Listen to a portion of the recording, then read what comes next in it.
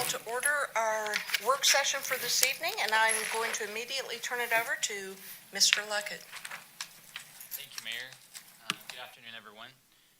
We're here this afternoon to talk about the American Rescue Plan Act, the funding that the city has received from the federal government, and to give you some recommendations on potential allocations for those funds to be used in the city. As we get started, I'm just going to give you a little bit of background, then kind of review some information regarding the funds themselves, eligible uses, and we talked about that before, so I'll try and get through that fairly quickly, and then we'll go over the staff recommendations and what our next steps will look like. So as you might remember, staff presented an overview of the ARPA funds to you all at the June 15th Administration, Finance, Recreation, and Parks Committee. We talked about the funds that we've received, eligible uses. At that time, the committee did request that staff develop funding recommendations for future consideration by Mayor and Council. Departments have submitted recommendations. Those recommendations have been evaluated by budget staff based on some set of criteria, and I'll go over that in just a few minutes as well. And so we're here again to present those to you and get feedback from you all if those would be acceptable, if there are other ideas. So first I'll start by going over just some basic information about the state and local fiscal recovery funds. So this is one component of the overall American Rescue Plan Act, and it included $350 billion that was allocated for state and local governments across the country. Here in Georgia, the state of Georgia received about $4.8 billion. Fulton County received $206 million, and we here in the city of Roswell received about $11.3 million. We've received the first half of our allocation, which was about 5.6. We received that back on June 1st, and we'll receive the second half of the funding 1 year from that point. U.S. Treasury, which is the federal agency that's administering this program, has set out their specific guidelines in terms of, or their objectives for these funds. That includes supporting COVID-19 response efforts, replacing lost revenue for local governments, stabilizing households and businesses from an economic standpoint, and then addressing public health and economic challenges that have contributed to the unequal impact of the pandemic. So the Treasury Department issued an interim final rule back on May 10th, and this was about a 150-page document that provided guidance on how these funds could be used. There's four main categories that we can use the funds for. The city has flexibility within the guidelines to be able to use the funds for any one of those categories. The guidelines provided by the Treasury Department encourage consideration of any disproportionate impacts on certain segments of the community, and they also urge local governments to engage the community in developing plans to use the funds. So next we'll talk about the eligible uses. And like I said, we talked about this back in June, so I'll try to get through this fairly quickly, and I'll be glad to go into any detail if you have questions. But these are the four main categories that we're allowed to use these funds for. So one, to respond to the public health emergency or its negative economic impacts, and that can include assistance to households, small businesses, nonprofits, or aid to impacted industries such as tourism, travel, and hospitality. The second, to respond to workers performing essential work during the public health emergency by providing premium pay to eligible workers. The third is for the provision of government services to the extent of the revenue loss due to COVID-19. And finally, to make necessary investments in water, sewer, or broadband infrastructure. So I'll start with the first one, public health and economic impacts. For this particular category, eligible uses must respond to the disease itself or the harmful consequences of the economic disruptions resulting from COVID.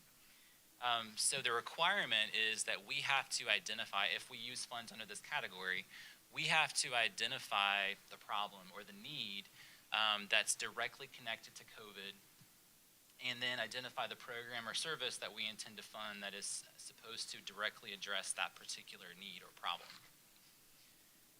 Under public health uses, and like it says, this is a non-exclusive list. These are just some examples they've provided. We can focus on COVID mitigation and prevention, medical expenses and behavioral health care, public health and safety staffing, and if we use the funds for qualified census tracts, it opens up a whole set of other services that is supposed to meet the disparate public health outcomes that are linked to COVID-19. But some things that kind of fall under this category could be things like vaccination programs, testing, buying personal protective equipment. And when we talk about the qualified census tracts, the additional services that qualify under there, that can include things like community health workers, public benefit navigators, or violence prevention programs, just to name a few examples. Getting into the negative economic impact side of this category, again, the eligible uses here must be designed to address an economic harm that's resulting from or made worse by the pandemic. And our response to that, any programs or services that we put in place must be related and proportional to the extent of the harm that was suffered. So in this case, we're talking about things like assistance to unemployed workers, assistance to households, assistance to small businesses and nonprofits, aid to impacted industries such as tourism, travel, and hospitality. And then again, the disparate economic impacts and qualified census tracts opens up a whole nother set of services, things like affordable housing, educational services, and childcare that these funds could go towards. The second category deals with premium pay for essential work. And here we're talking about essential work involving regular in-person interactions or the regular handling of items that were handled by others. And then the workers that are eligible are those that are considered critical to maintaining the continuity of operations. This category allows the use of funds to be for public or private sector workers. It does put a cap in terms of how much the premium pay can be. It can be provided retrospectively or prospectively. The Treasury Department does encourage prioritizing retro when possible, as well as prioritizing lower income eligible workers that perform essential work. The third category deals with revenue loss. And here, the city may use these funds for the provision of government services up to the amount of revenue loss that we've suffered due to COVID. So for this particular category, the U.S. Treasury provides a formula and a set of guidelines that we can use to calculate what our revenue loss is. So there's only certain types of revenues that we're able to use when we're calculating what our revenue loss is. It excludes things like refunds, debt issuance. It actually excludes our water utility, intergovernmental transfers, just to name a few. The revenue loss formula itself, so it starts with the base year, which for us is our FY 2019. It takes into account revenues from all of our funds across the city, not just on a fund-by-fund basis. We are allowed to factor in a growth rate for each of those years so that we can account for what we would have seen had it not been for COVID-19. And then we're allowed to calculate a revenue loss starting as of December 31st, 2020, and then every December moving into 2023. So we have gone back and performed that revenue loss calculation, and based on the formula provided by the U.S. Treasury, the city's entire ARPA allocation is actually eligible to be used under this category. So based on our calculations, our revenue loss, and this is a calculated revenue loss, this isn't our actual, but our calculated revenue loss from July 1st of 2019 to December 31st of 2020 is approximately $20.8 million.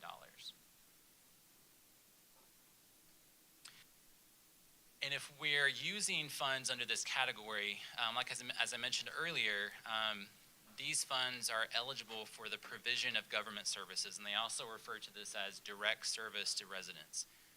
These are some of the specific examples they give, but this, again, is not an exclusive list, but it talks about maintenance or pay-as-you-go building of infrastructure, modernization of cybersecurity, health services, environmental remediation, and public safety services.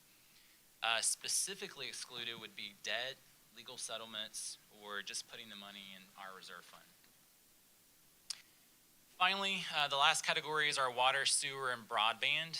These are infrastructure projects that are designed to improve access to clean drinking water, improve wastewater and stormwater, and high-quality broadband. When it comes to the water and sewer projects, basically the eligibility criteria is aligned with the EPA Clean Water and Drinking Water State Revolving Fund guidelines, but can include things like green infrastructure, water infrastructure, pipes and things like that, managing stormwater. And then when it comes to broadband infrastructure, these are investments designed to provide services to meet adequate speeds provided to unserved or underserved households and businesses.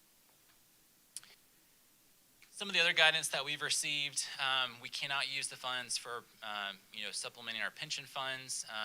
It can't be used as non-federal match for federal programs. Again, reserve funds are not allowed or legal settlements.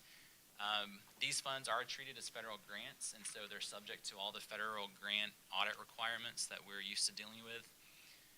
In terms of a timeline, the funds need to be obligated by December 31st of 2024, but we have until December 31st of 2026 to actually finish spending those obligated funds. And in terms of what we're allowed to use it for, the cost has to have been incurred starting with March 3rd, 2021. And of course, we as a city will have reporting requirements on a quarterly basis going through 2026. So with that, I'll get into the staff recommendations. As I mentioned earlier, there were some criteria that we provided to the departments from a staff level, just to kind of give some guidance on items that might be submitted for consideration. The first one that I wanted to mention was that obviously these ARPA funds are non-recurring funds, and so we want to focus on using them for non-recurring expenditures. So we're looking to fund items that are not going to add to our recurring base budget. We also said that we would give priority to funding basic maintenance capital needs, in particular those requests that were not funded in the FY 2022 approved budget. And we also said that round 2 funding, which again we expect to receive about now 11 months from now, we will be incorporating that into our FY 2023 budget process. And at least at this point, from a staff level, we're saying we could focus on more transformational type capital, one-time capital projects or other one-time needs for that second round of funding. But we knew that we had a little bit of a gap in terms of our maintenance funding for this budget that we were looking to fill. So getting into the actual departmental requests, I'll kind of explain this table. So what you see here, this is for the administration department. So in the left-hand side, you see the priority numbers that have been given to the request descriptions or names, the requested amounts, what's recommended, and then this goes back to the criteria I just talked about. So is it a one-time expense? Was it submitted as part of the 22 budget? And is it related to maintenance? So that's kind of what you'll see for each department. And what I'll do as I go through these, I'm going to focus on the items that we're recommending to fund. If you have questions about particular items, all of the department heads are here and they'll be glad to answer any questions that you have. And I can also speak to any questions about why something may or may not be recommended. Yes. For a second, I just want to be clear that the no's up there, it doesn't mean they can't be used. It just means that it wasn't in our priority set. That's correct. Thank you.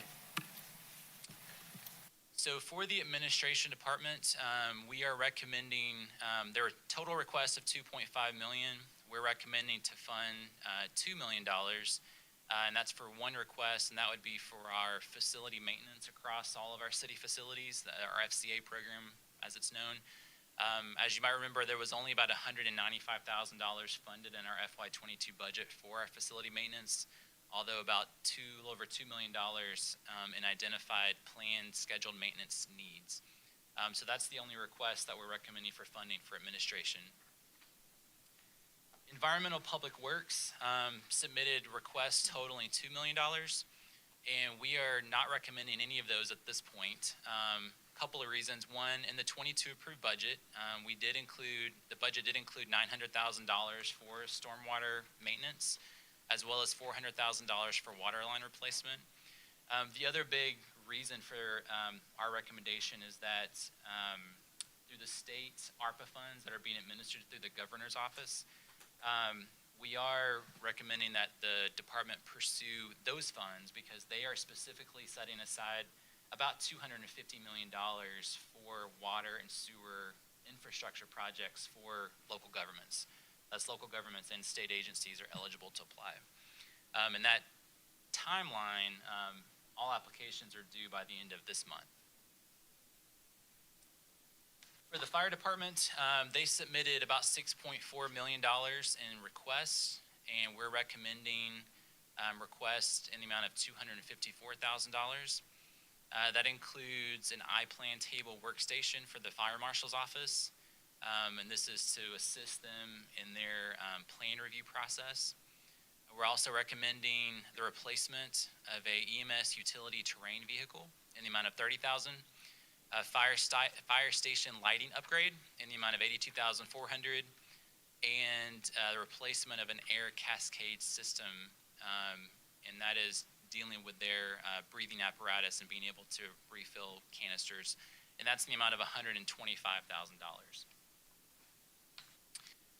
For our police department, they submitted a request totaling $10.1 million, and we're recommending funding in the amount of $395,000. This includes $17,900 for the replacement of active shooter kits, $50,000 for the replacement of automated license plate recognition devices, $16,000 for the replacement of a thermal imaging device, $10,000 for bicycle replacements as part of their bicycle patrol, and then $300,000 for replacing motorcycles as part of their motorcycle patrol.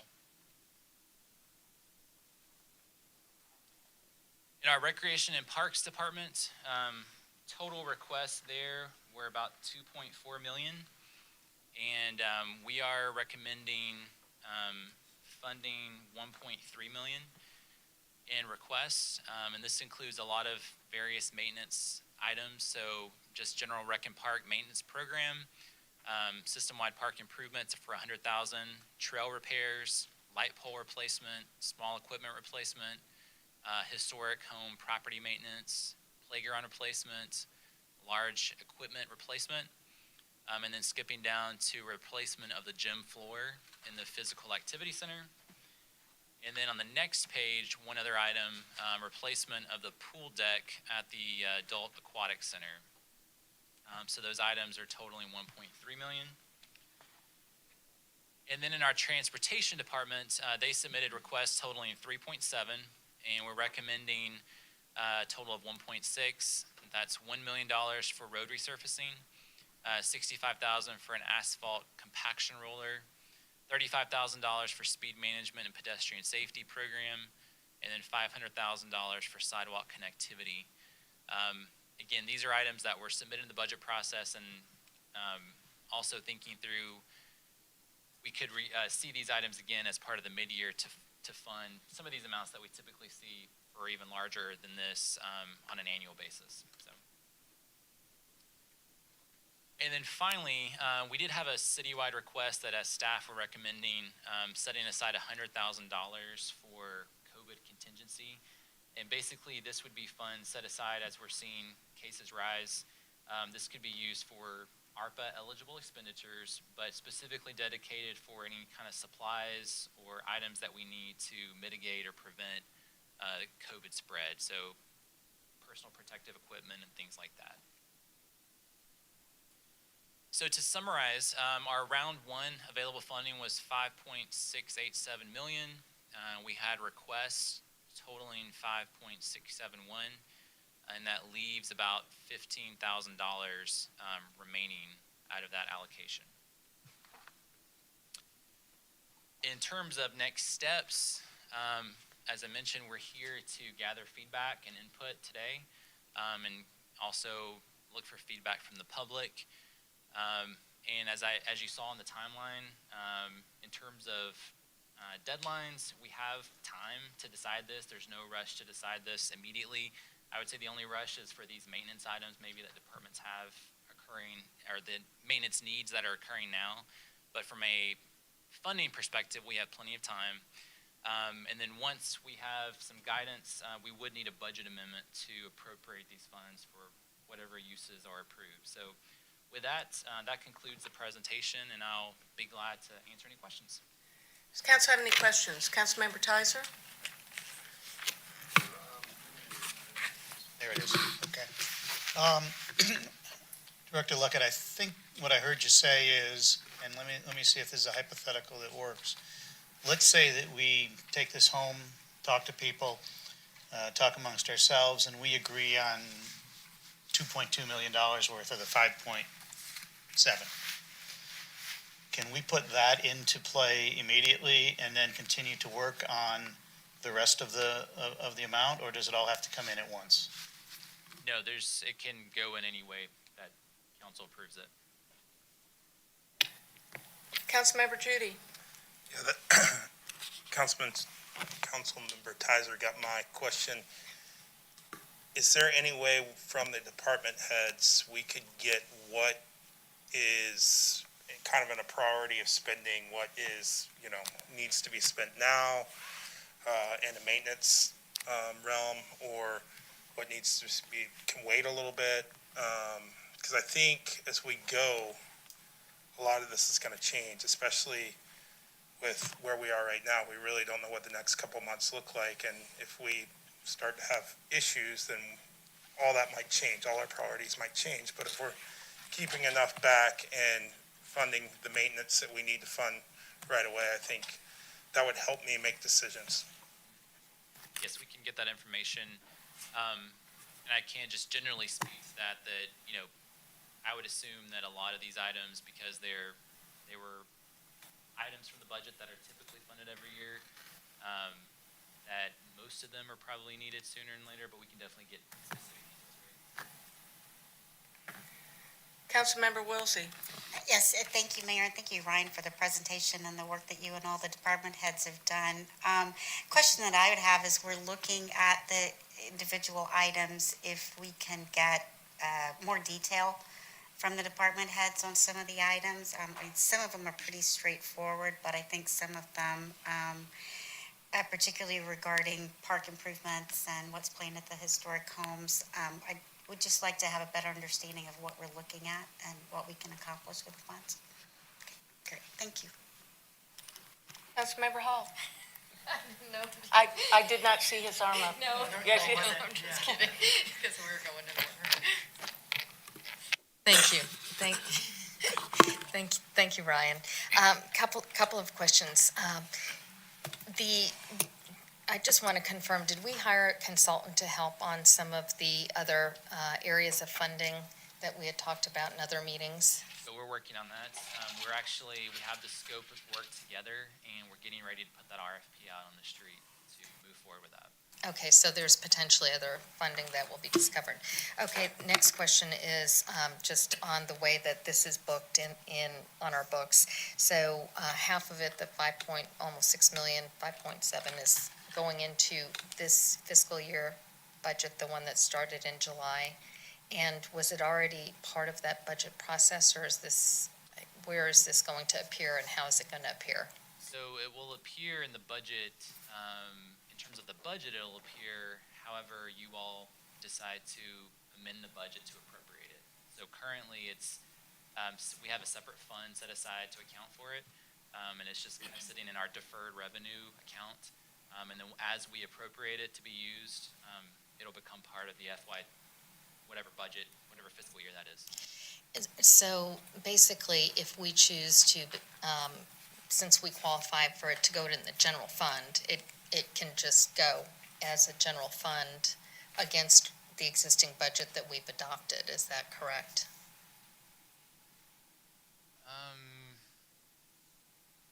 Because all of these expenditures were already in the budget or proposed in the budget, so they're legitimate expenses that we may or may not have. Legitimate in the sense they're eligible under the criteria for the program. Yes, so in terms of providing government services, generally speaking, yes, they would, most anything in the general fund would qualify. So in theory, I'm not suggesting this, I'm just trying to make sure that I understand. So in theory, we could take our budget and basically just cut it by $6 million or 5.7 million.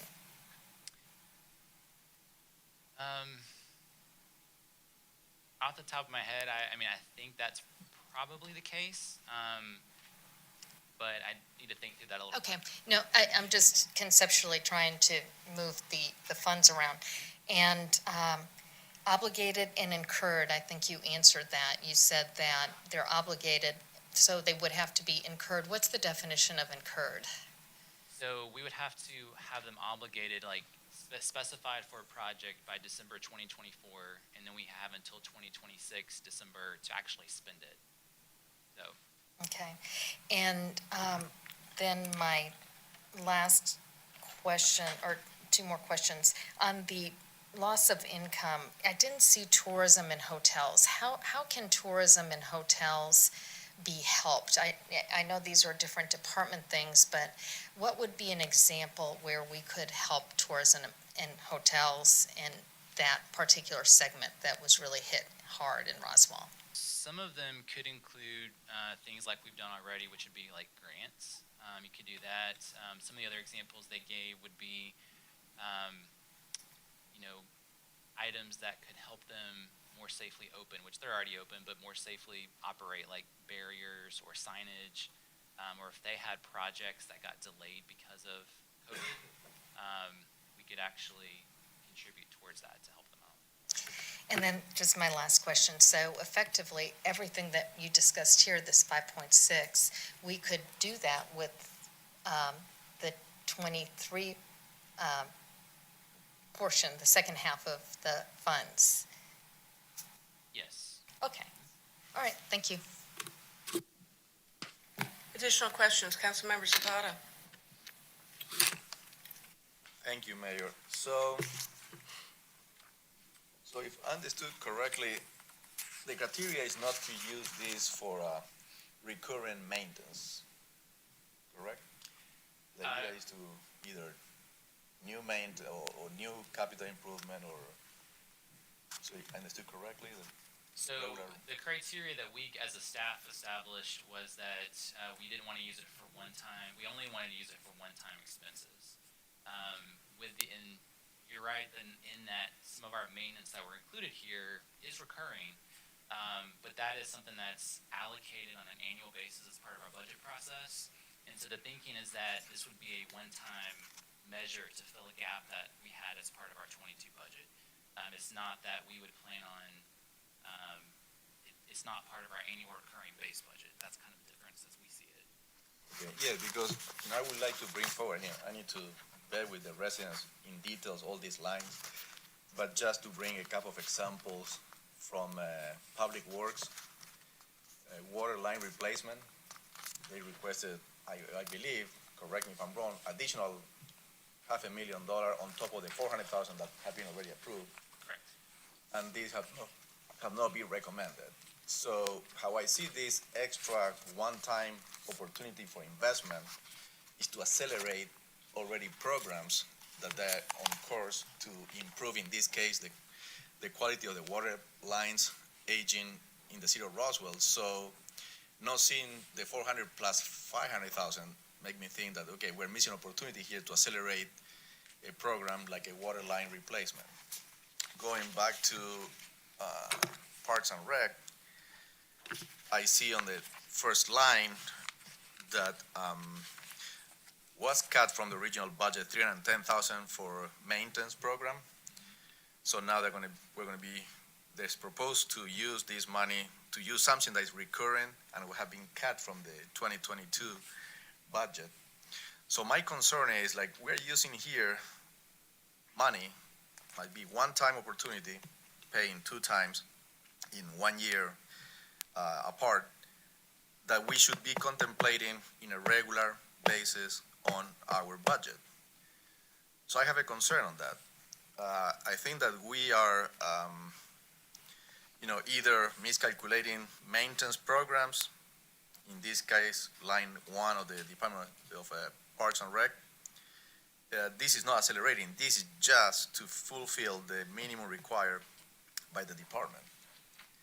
So I have a concern, and I might find another examples when I go in detail here, which I don't think is the purpose of that. The purpose of this is to either accelerate a program that we already have in place to improve the quality of service or infrastructure for the residents and taxpayers, or go beyond any maintenance or any update or upgrade of any of the infrastructure. Just to do basic maintenance, this is a responsibility of every single year, every single budget. So that is a concern that I have. So, so I don't know if this really follow the spirit of this one-time, maybe in a lifetime opportunity to do something beyond of what is basic required in every budget every year. Councilmember Zapata, I don't think that what staff is recommending is mutually exclusive, and I would agree with you that I fully support, this is maintenance capital. It's not M&O, it's capital. So maintenance capital falls into an interesting category because we regularly budget for maintenance capital because we know, for example, road resurfacing. We know how we have to keep up with that. Rec and Parks, we know how we have to keep up with that because they're doing facility assessments on an annual basis. So, yes, we can absolutely use this as a bump to get us there. Yes, we can use it for water lines. Those are all perfect reasons to use this. And I don't think it was the intention of staff to exclude maintenance capital. They came forward without our guidance and asked, basically, this is what we suggest at a department level, this is what our department heads have suggested, this is what our chiefs have suggested, but it's, of course, our decision on what we do with that. So that is entirely open. Councilmember Tizer. Thank you. Just two things. The first thing I'd like to say is, again, slow down. I know it's really exciting to get $11 or $12 million dropped on us, but I think, thinking through these things, we've got, plenty of time to use it, plenty of time to spend it, and we need to certainly pick the right things. If I heard Ryan right, the calculation of revenue loss is $20.8 million. And so we have two choices there. We can use some of this money for the provision of government services to the extent of the reduction in revenue experienced due to COVID, or we could do new projects with it, accelerate other projects, and continue to tax our residents to make other revenue. So, for me, I think, when you have $20.8 million worth of revenue loss, you probably ought to use this for things like maintenance capital, one-time events, because you've lost that revenue. Here it comes to make up that pile of lost revenue. And it seems like those are some good things to use it for. As far as the specific items, Councilmember Wilsey made a great point. It would certainly be nice to know what those are. We're sort of talking in the air right now because we don't know what those items might have been. And I think if we saw those, it would be helpful for us to say, yeah, that's a one-time maintenance capital item that clearly, had we had the revenue last year, had we had the revenue the first half of this year, we'd go at it. And finally, I just want to add, this past few days, I've had 4 friends and 1 hairdresser who has come down with COVID, and they've been out for between 2 weeks and 3 weeks. We're about to hit a peak. I've been very happy seeing our sales tax revenue come up. That's a significant portion of our budget. I'm a little concerned about what could happen over the next 30 to 60 days. So I just, let's use a little bit of caution with that because we could start to lose more revenue in the next couple of months. Let's hope not. Councilmember Judy. 2 questions. This goes along with Councilmember Hall's question from earlier. Outside of these walls and what we do here, the grants, say North Fulton Hospital has been in front of the AJC, they've been turning away ambulances. We decided that's somewhere in our city that needs some help and they need some money to retrofit some places for emergency, use, whether, and is that something we could give to, because it has to do with COVID, if that was the case? This is just a totally weird example, but, okay, Yeah, generally speaking, my thought would be yes, that okay. we could use the funds to, because we'd be directly responding to COVID situation. So my question is other cities and the money that are being used, are they using 100%? I'd just like to look at those that have already started to spend the money. Are they using 100% inside the walls, or are they giving to certain areas outside of the city that improve, or outside what the government does to improve and help? Because if you want to talk about the spirit of this, it's the American Rescue Plan Act. It's to help people recover from the impact of COVID. So I don't really see the spirit of this, if you read that it's, let's go do new projects with found money. I would say it's to help us do things based upon the money that came in, but we also need to look at what we're helping to recover from the COVID pandemic and possibly moving forward. So I would just like to know if other cities are using it outside the city, not 100% inside the city, for the benefit of those that have suffered from the pandemic. Councilmember Judy, I appreciate your comments, and I think what we need to look at is not only what other cities are doing, but we need to look at their revenue loss, the amount of money that they have put into grants and things of that nature out to the community with a direct relation to COVID. But the last point I'd like to make is Fulton County provides health and human services for Fulton County. So I know that out of their, I can't remember what it was, millions, they will be providing much of this. So I would like to suggest, I've got a North Fulton Mayor's meeting on Thursday. I'd like to suggest that we open that up for dialogue. And what's Fulton County going to do? Not just Fulton County, what are they going to do in Fulton County, but what are they going to do for our cities within our borders? So I'm more than happy to work on that, but we do need a greater breadth of information as far as what the other cities are doing. Councilmember Hall. Oh, sorry, I saw you. No problem, thank you, Mayor. So what I want to share is kind of both my thoughts to the discussion as well as what I think our next steps should be. So first of all, and Ryan, great job, you and your team as always, for just really presenting all the information, and so thank you for doing that. So first of all, you pointed out that these funds are non-recurring and should be applied to non-recurring expenditures. And at the end of the day, maintenance is a recurring expenditure. And I don't believe that's how we should be being able to fund our maintenance, because this year, really just 2 months ago, the majority of council approved the highest budget in the history of Roswell. And that highest budget in the history of Roswell didn't properly fund maintenance, and we can't be looking to just hope for federal handouts to really make up for us not being willing to invest in maintenance. And I think we absolutely need to invest in maintenance, but we need to do it in a way that we're setting ourselves up for success to do it every year versus just hoping for large grants like this. So that being said, you pointed out another great point, which actually aligned with what Councilman Tizer brought up, that there's a long time frame, that we have until 2024. And what I think is absolutely crucial is we make the right decision.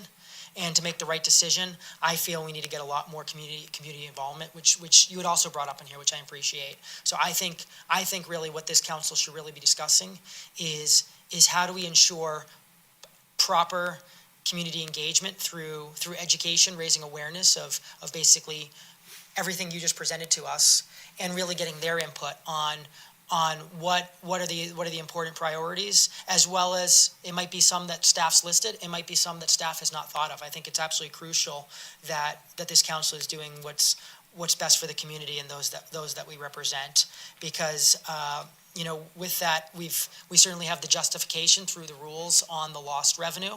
And at the same time, our budget is real high, and I think it is real important that we're truly doing one-time investments that are really going to better the quality of life of so many Roswell residents and so many that have been impacted by COVID. Thank you, Councilmember Palermo. I would argue with you on a number of those points, and most importantly, the one that our budget is extremely high. Councilmember Hall, did you have a comment? I just had a question. So prior to the ARPA, did we also, as a city, receive funding under one of the other programs?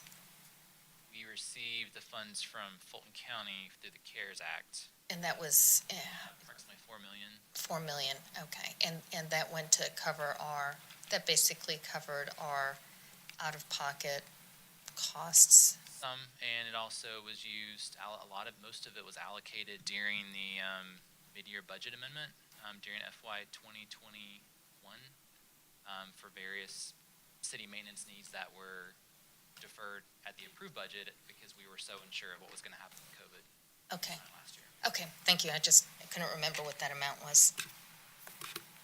And before I go to you, to Councilmember Wilsey, I would like to say that I absolutely agree that we need to go out to the public for this, but the public needs our guidance.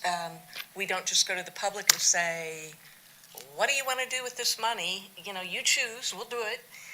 We need to provide some guidance, and is that maintenance capital, is it capital? I firmly believe that we can't use this for operating because it's not a consistent revenue stream. So I think we need to provide staff with that guidance. I do believe we need to go out to the public, get their opinion on it in order to move forward, but we have to define what we're asking the public for. Councilmember Wilsey. Yes, thank you, Mayor. Just a comment that I would have to, agreeing with, looking to the community and what the community needs and where we can best serve the community with these additional funds. And building on that a little bit is to kind of look at the total amount that we have to spend holistically and spending some on city expenses as well as things that would invest in the community. I think one of the areas that I've been reading about and that's really intriguing to me is investments in infrastructure. Councilmember Zapata discussed water pipes, but also broadband. I think that's something that the pandemic has really pointed out where there's some shortfalls in certain communities. So I would love to have us investigate that a little bit further. I know Michael Fisher and I have talked about it a little bit, and I think it's within the capabilities that we have. But just something else is looking to see how we can actually, improve communities as well. Thank you, Councilmember Wilsey. Are there any other comments from council before I go out to the public? Is there anyone in the public that would like to come forward and speak?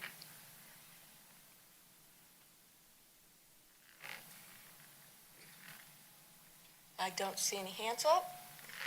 So thank you all this evening.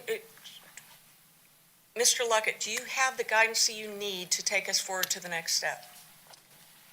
Yes, I believe so. We'll look at engaging the public and getting some information and providing them with information on this funding source, getting some more immediate needs from department heads for each project. Thank you, Mr. Luckett. So, and the first thing you mentioned was the public engagement, and I would say that's the last part of the equation, but I realize you were reading your notes backwards. So, thank you so much. We are adjourned. So I'd like to make sure we're publicly. Excuse me, So I'm just- excuse me. I'm just- You're